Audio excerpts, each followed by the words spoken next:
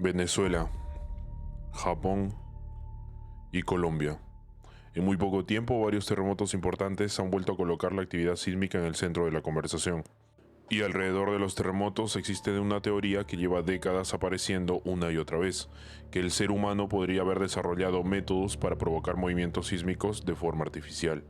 Hoy vamos a conocer 5 de las teorías más conocidas sobre este tema. Algunas nacieron alrededor de proyectos militares, otras de tecnologías reales y otras intentan conectar fenómenos que todavía generan discusión. Todo lo que veremos a continuación pertenece al terreno de las teorías e hipótesis, así que tómenlo como lo que es, una exploración de las ideas que existen alrededor de los llamados terremotos artificiales. No significa que hayan sido provocados o que tengamos pruebas de ellos, así que tomen la información con pinzas y, como siempre les digo, investiguen por sus propios medios. Teoría 1. HAARP. En medio de Alaska existe una instalación formada por un enorme conjunto de antenas. Su nombre es HAARP, High Frequency Active Auroral Research Program. El complejo fue diseñado para estudiar la ionosfera utilizando transmisiones de radio de alta frecuencia. Durante buena parte de su historia estuvo relacionado con organismos militares estadounidenses, y esa combinación de antenas, enormes transmisores y experimentación sobre las capas superiores de la atmósfera convirtió rápidamente al proyecto HAARP en protagonista de todo tipo de teorías.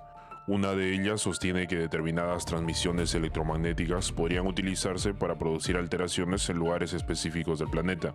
La versión relacionada con terremotos plantea que una señal lo suficientemente potente y correctamente dirigida podría interactuar de alguna manera con regiones sometidas a una gran tensión tectónica. Dentro de esta teoría aparece constantemente el concepto de resonancia. La comparación más sencilla es una copa de cristal. Si recibe vibraciones aleatorias, probablemente no suceda nada, pero una vibración situada cerca de una determinada frecuencia puede hacer que el cristal comience a oscilar cada vez con mayor intensidad. Aplicado a escala geológica, la teoría propone que determinadas frecuencias podrían utilizarse para perturbar una zona que ya se encuentra sometida a enormes fuerzas. No se trataría de enviar suficiente energía como para mover una placa tectónica. La placa ya está intentando moverse, la tensión ya existe. El sistema únicamente tendría que ser alterado en el punto adecuado. También existen versiones que relacionan a HAARP con cambios eléctricos en la atmósfera, calentamiento localizado de regiones de la ionosfera y fenómenos electromagnéticos que posteriormente podrían interactuar con el planeta. Con el paso de los años, estas ideas terminaron convirtiendo al proyecto HAARP en uno de los nombres más conocidos dentro de las teorías sobre modificación ambiental, y el interés alrededor del proyecto aumentó todavía más porque la idea de utilizar fenómenos naturales como armas tiene antecedentes bastante anteriores. Mucho antes del proyecto HAARP ya existieron proyectos militares que intentaron hacer exactamente eso, utilizar la naturaleza como parte de un arma. Teoría 2. Armas tectónicas. Durante la Segunda Guerra Mundial, Estados Unidos y Nueva Zelanda participaron en un proyecto conocido como Proyecto SEAL. La idea era estudiar si una serie de explosiones submarinas podía generar una ola lo suficientemente grande como para utilizarla contra objetivos costeros. En otras palabras, se inventó la posibilidad de crear artificialmente algo parecido a un tsunami. Se realizaron miles de pequeñas detonaciones durante las pruebas y se estudiaron diferentes configuraciones de explosivos. El concepto, hasta donde sabemos, nunca llegó a convertirse en un arma operacional, pero dejó un precedente fascinante: utilizar un fenómeno natural como multiplicador de una acción militar. Las teorías sobre armas tectónicas parten de una filosofía similar. En lugar de intentar fabricar una explosión lo suficientemente grande como para destruir una ciudad, se buscaría utilizar las fuerzas que ya existen dentro del planeta. Imaginemos una región atravesada por una falla tectónica activa. Durante décadas, la tensión continúa acumulándose. Las rocas intentan desplazarse, pero permanecen trabadas. Una hipotética arma tectónica buscaría alterar ese equilibrio hasta iniciar la ruptura. Una vez comenzado el desplazamiento, sería la propia falla la encargada de liberar la energía. Por eso algunas versiones de esta teoría hablan de dispositivos colocados bajo tierra y otras mencionan explosiones profundas. También existen versiones basadas en vibraciones, ondas electromagnéticas, ultrasonidos o cambios artificiales de presión. El objetivo sería siempre parecido: encontrar una falla preparada para romperse y acelerar el proceso. Militarmente, una tecnología así tendría características únicas. No sería necesario lanzar cientos de misiles y bombas contra infraestructura u objetivos enemigos. Bastaría con generar un gran terremoto que podría afectar todas esas infraestructuras simultáneamente. Además que el epicentro podría encontrarse lejos del territorio desde donde se originó la intervención. Precisamente por eso, durante la Guerra Fría comenzaron a circular diferentes historias sobre investigaciones estadounidenses y soviéticas relacionadas con manipulación geofísica.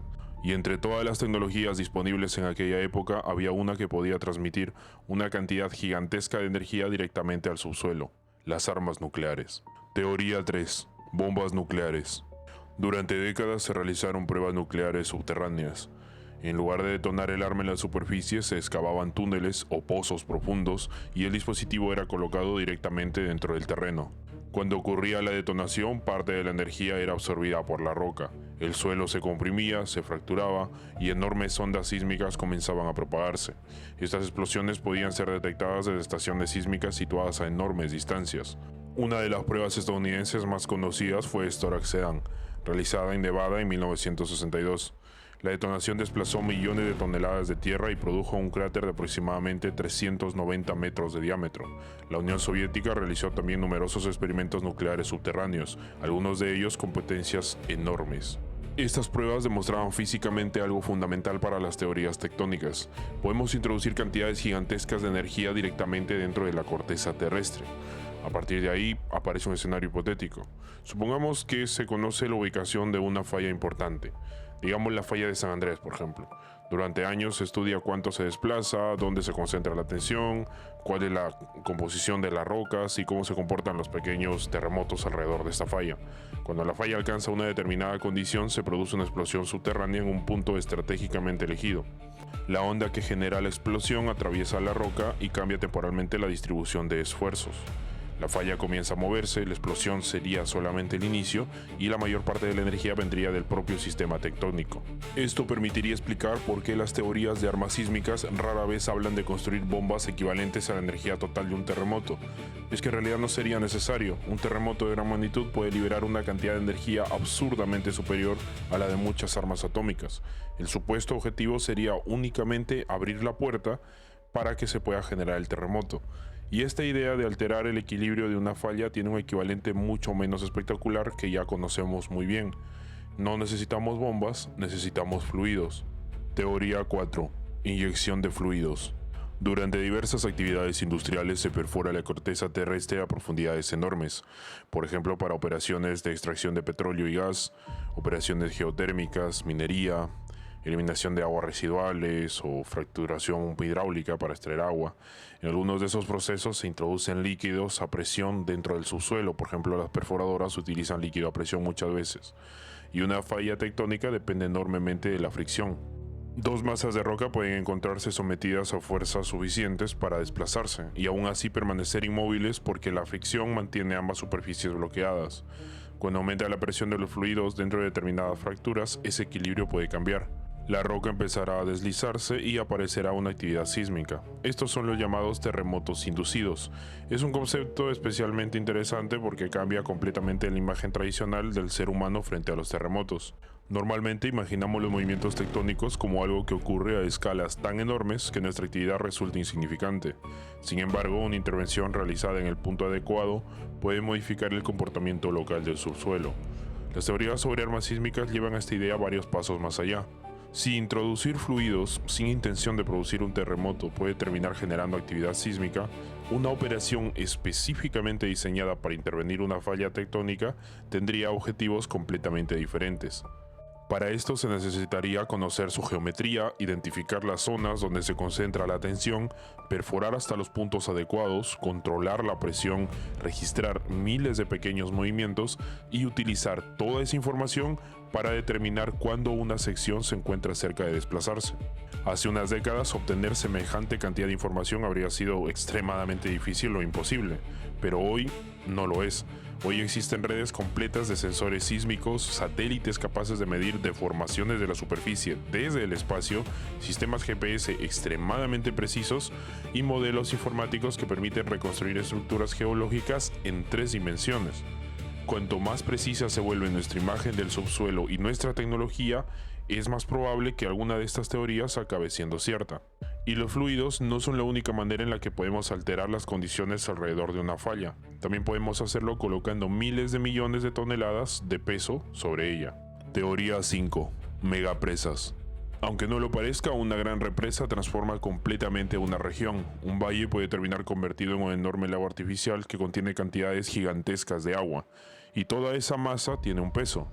Cuando comienza a llenarse un embalse, miles de millones de toneladas adicionales pasan a ejercer presión sobre el terreno. Al mismo tiempo, gran parte del agua penetra por grietas y fracturas. Eso puede modificar la presión dentro de las rocas situadas a kilómetros de profundidad.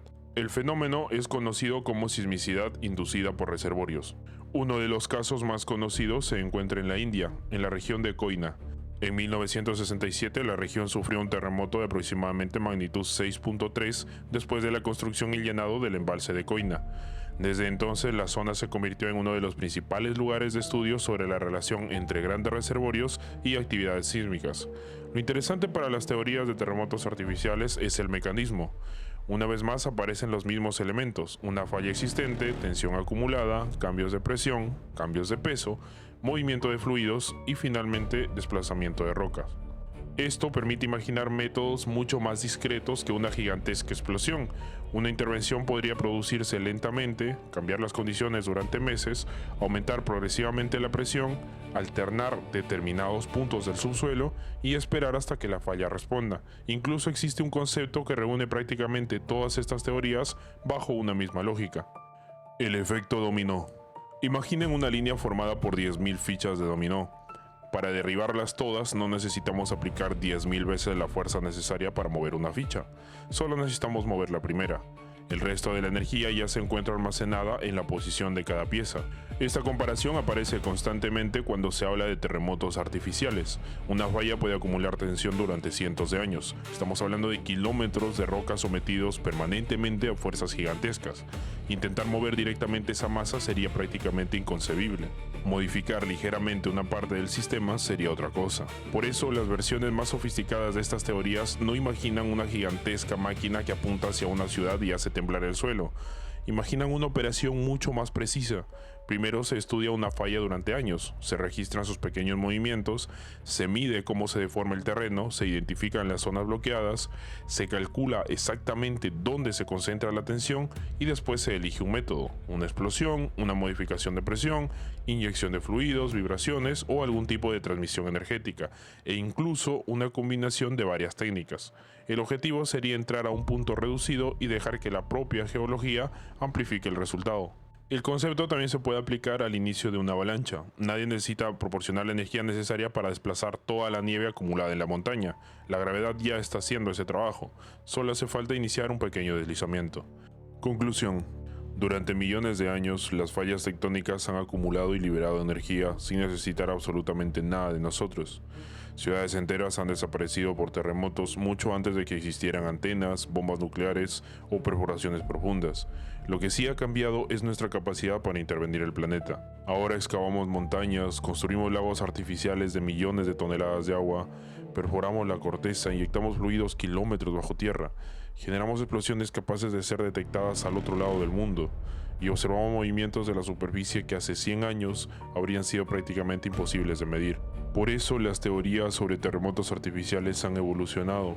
Antes imaginaban una máquina capaz de mover la Tierra. Ahora imaginamos algo mucho más preciso, una tecnología capaz de saber exactamente dónde podemos intervenir a las placas tectónicas.